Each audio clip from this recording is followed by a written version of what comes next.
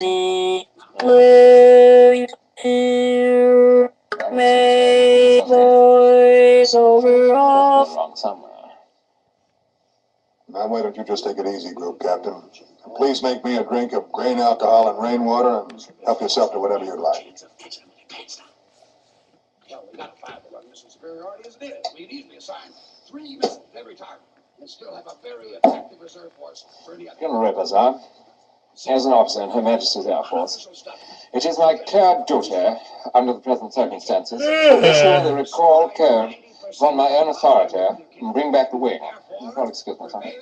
And suffer only modest and acceptable civilian casualties from the remaining force, which would be badly damaged and uncoordinated. General? Please, sir, I'll screw the key for the recall code. Have you got in hand, sir? I told you to take it easy, Group Captain. There's nothing anybody can do about this thing now. I'm the only person who knows the 3-letter code group. Then I must insist, sir, that you give them to him. We are rapidly approaching a moment of truth, both for ourselves as human beings and for the life of our nation. Now, truth is not always a pleasant thing. Do I take it, sir, that you are threatening a brother officer with a gun? To make a choice, to choose between 2 Mandrake, regrettable, but nevertheless, I suppose it never occurred to you that while we're chatting here so enjoyably, a decision is being made by the President and the Joint Chiefs in the war room at the Pentagon. And when they realize there was no possibility of recalling the wing, there will be only one course of action open. Total commitment. Mandrake, do you recall what Clemenceau once said about war? No, I didn't think I knew, sir, no. He said war was too important to be left to the generals. When he said that, 50 years ago, he might have been right. But today, war is too important to be left to politicians. They have neither the time, the training, or the inclination for strategic thought. I don't know exactly how to put this. I can no longer sit back and allow communist infiltration, communist indoctrination, communist subversion, and the international communist conspiracy to sap and impurify all of our precious bodily fluids.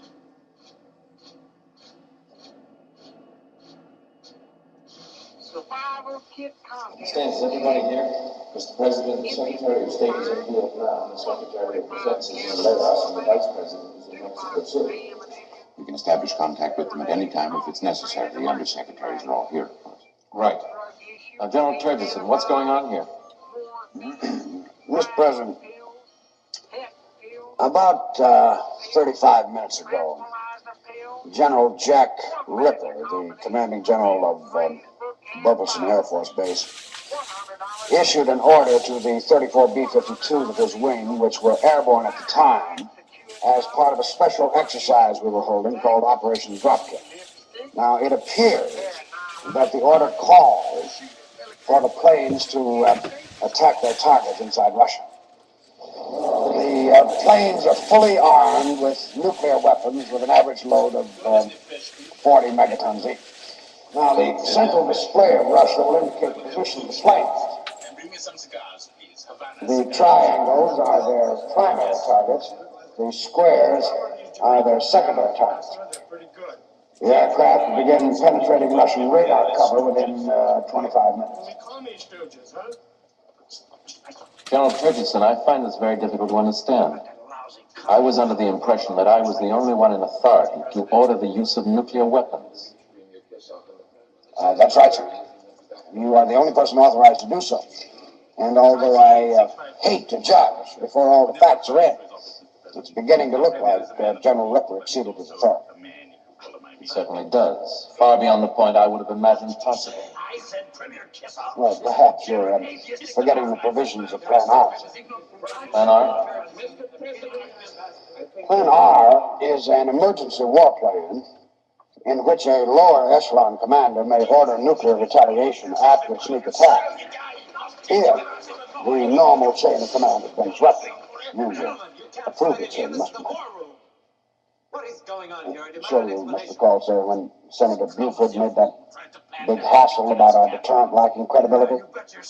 The idea was for Plan R to be a sort of retaliatory safeguard. A safeguard.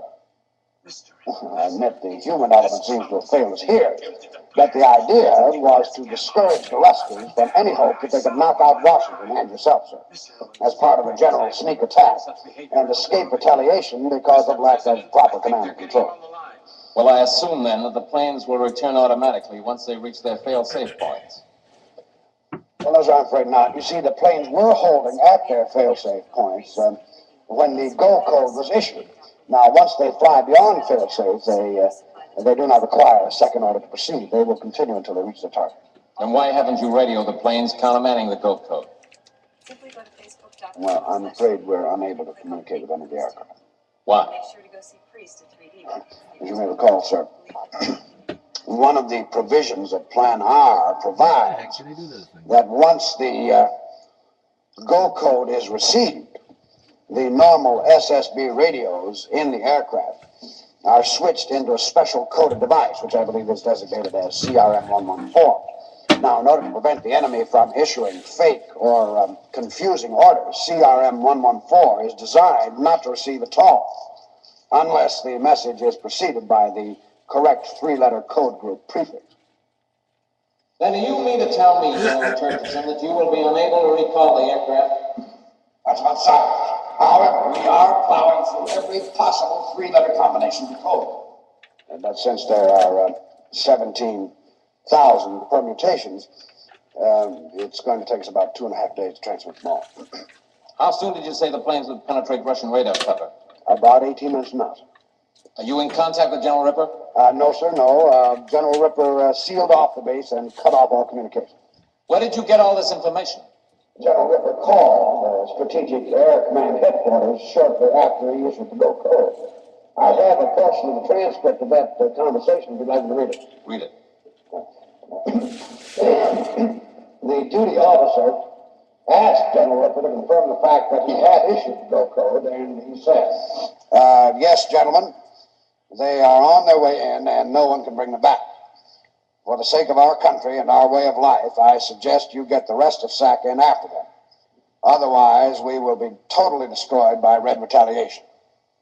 My boys will give you the best kind of start, 1,400 megatons worth, and you sure as hell won't stop them now. So let's get going. There's no other choice. God willing, we will prevail in peace and freedom from fear, and in true health through the purity and essence of our natural fluids. God bless you all. And he hung up. We're still trying to figure out the meaning of that last phrase, sir. There's nothing to figure out, General Turgidson. This man is obviously a psychotic. I'd like to hold off judgment on a thing like that, sir, until all the facts are in. General Turgidson, when you instituted the human reliability tests, you assured me there was no possibility of such a thing ever occurring. Well, I don't think it's quite fair to condemn the whole program because of a single slip-up, sir. I want to speak to General Ripper on the telephone personally. I'm afraid that's impossible, sir. General Turgidson, I am becoming less and less interested in your estimates of what is possible and impossible. General Faceman. Yes, sir. Are there any Army units stationed anywhere near Burleson? I'll just check, sir. On Blu-ray and DVD. On March 1st, everything comes faster, and The Rock is back in action. I'm gonna kill them all. If you're on his list, then you're already dead. Faster. Get it on Blu-ray and DVD March 1st. Hello. I told you never to call me here. Don't you know where I am? Well, look, baby, I can't talk to you now, but my president needs me. Of course, Bucky would rather be there with you. Of course, it isn't only physical. I deeply respect you as a human being. Someday I'm going to make you Mrs. Buck Turgidson. Oh, listen, you go back to sleep behind. Bucky will be back there just as soon as he can. All right? Listen, sure. Don't forget to say your prayers.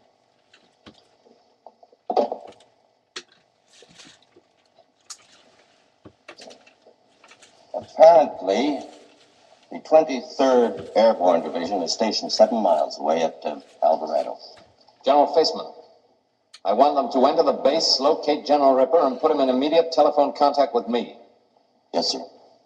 Mr. President, if I may advise, under Condition Red, it is standard procedure that the base be sealed off and the base defended by base security troops.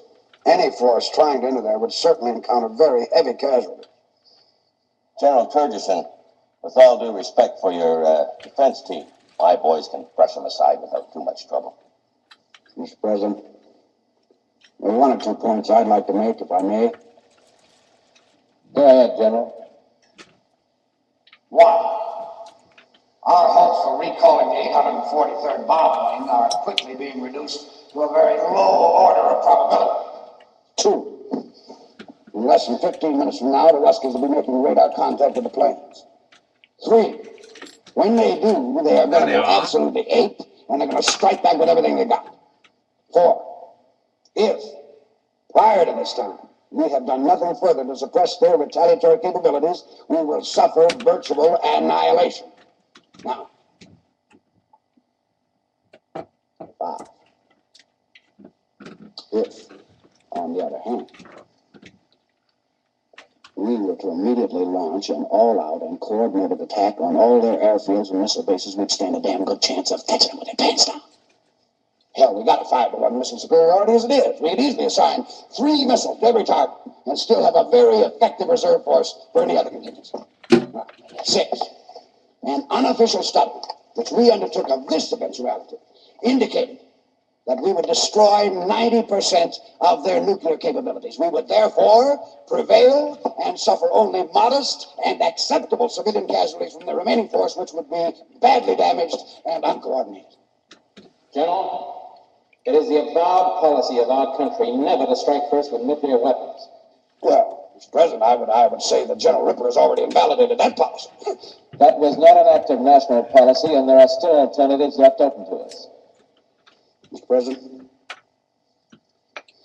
we are rapidly approaching a moment of truth, both for ourselves as human beings and for the life of our nation. Now, truth is not always a pleasant thing, but it is necessary now to make a choice, to choose between 2 admittedly regrettable, but nevertheless distinguishable post-war environments. One where you got 20 million people killed, and the other where you got 150 million people killed. You're talking about mass murder, General, not war. Mr. President, I'm not saying we wouldn't get our hair mussed, but I do say no more than 10 to 20 million killed, tops, depending on the birds. I will not go down in history as the greatest mass murderer since Adolf Hitler. Perhaps it might be better, Mr. President, if you were more concerned with the American people than with your image in the history books. General Turgidson, I think I've heard quite sufficient from you. Thank you very much. Mr. President, they have the ambassador waiting upstairs. Oh, good. Any difficulty? They say he's having a fit about that squad of MPs. Well, that can't be helped. Have him go down here straight away. Yes, sir. Is that the Russian ambassador you're talking about? Yes, it is, General. Am I to understand the Russian ambassador is to be admitted entrance to the war room? That is correct. He is here on my orders. I don't know exactly how to put this, sir, but are you aware of what a serious breach of security that would be? I mean, you'd see everything. You'd see the big board. That is precisely the idea, General. That is precisely the idea. Staines, get Premier Kissoff on the hotline.